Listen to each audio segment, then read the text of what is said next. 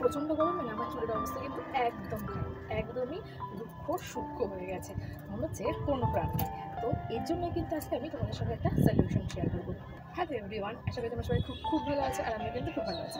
আর আজকে আমি চলে এসেছি তোমাদের সামনে কিন্তু একটা হেয়ার মাস্ক ভিডিও নিয়ে। তো চলো আজকে হেয়ার মাস্কটা আমি কীভাবে বানাচ্ছি, একদমই সাধারণ জিনিস দিয়ে, বলতে পারো একটা স্পাও কিন্তু এটা, মানে তোমরা যদি যখন মানে স্পা করতে চাও তার বদলে কিন্তু তোমরা এই হোম রেমেডিটা ব্যবহার করতে পারো, তাহলে কিন্তু তোমরা অবশ্যই একটা স্পায়ের মতো কিংবা স্পায়ের থেকে একটা বেস্ট রেজাল্ট পাবে। তো চলো দেখতে হবে আজকে কীভাবে আমি স্পাটা মানে হেয়ার স্পাটা ঘরে বানাচ্ছি। দেখো এখানে 1 মুঠ মতো চাল আমি ভিজিয়ে রেখেছিলাম, ওই 2 ঘন্টা হবে, 2 ঘন্টা ধরে ভিজিয়ে রেখেছিলাম। তার যে জলটা, সেই জলটা আমি একটা আলাদা পাত্রের মধ্যে নিলাম, আর চালটাকে তো আমি রেখে দিয়েছিলাম আলাদা করে।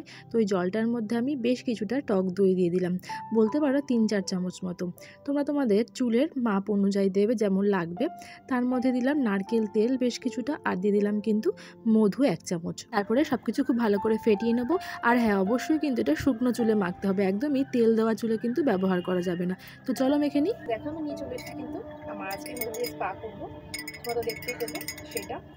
তো চলো এবার ভালো করে মাথায় মাখিয়ে নিই।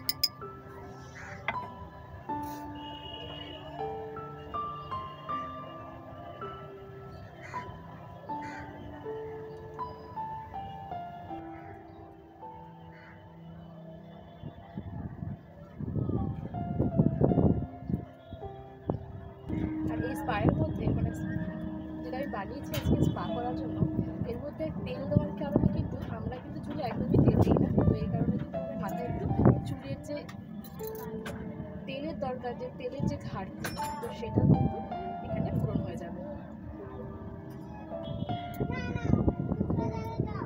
এবার সব চুল একসাথে ভালো করে আমি বেঁধে নিয়েছি টাইট করে।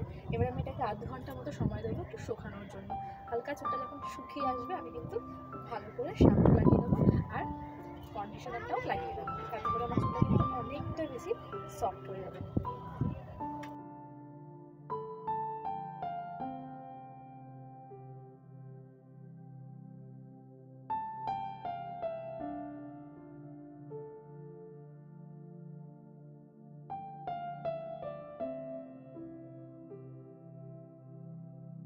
আর এবার দেখো শ্যাম্পুটা করে আমি চলে এসেছি, কিন্তু কন্ডিশনার লাগিয়েছি। এটা চাইলে কিন্তু কন্ডিশনার না লাগালেও হয়, চুলটা কিন্তু অনেক বেশি সফট হয়ে যায়। তোমরা বিশ্বাস না হলে অবশ্যই কিন্তু ট্রাই করে দেখো একবার বাড়িতে এইভাবে। আর আমি যেহেতু কোনো রকম হিট ছাড়াই চুলটা শুকোই, মানে এইভাবে কিন্তু চুলটাকে প্রথমে ঝেড়ে নিই, তারপরে একটু খুলে রাখলে কিন্তু আধ ঘন্টার মধ্যে প্রায় অনেকটাই শুকিয়ে আসে।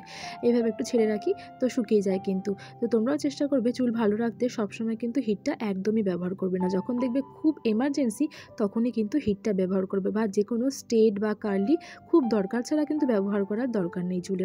তো সেই জন্য কিন্তু আমি ব্যবহার করি না। তো দেখো আমার এভাবে করতে করতে কিন্তু চুলটা ঝেড়ে হালকা নাড়াতে নাড়াতে হাওয়ায় কিন্তু বেশ ভালোভাবেই শুকিয়ে গেছে। তো বন্ধুরা, তোমাদের কেমন লাগলো আজকের ভিডিওটা অবশ্যই কমেন্ট করে জানাও, অবশ্যই চ্যানেলের সঙ্গে থেকো। চলো টাটা।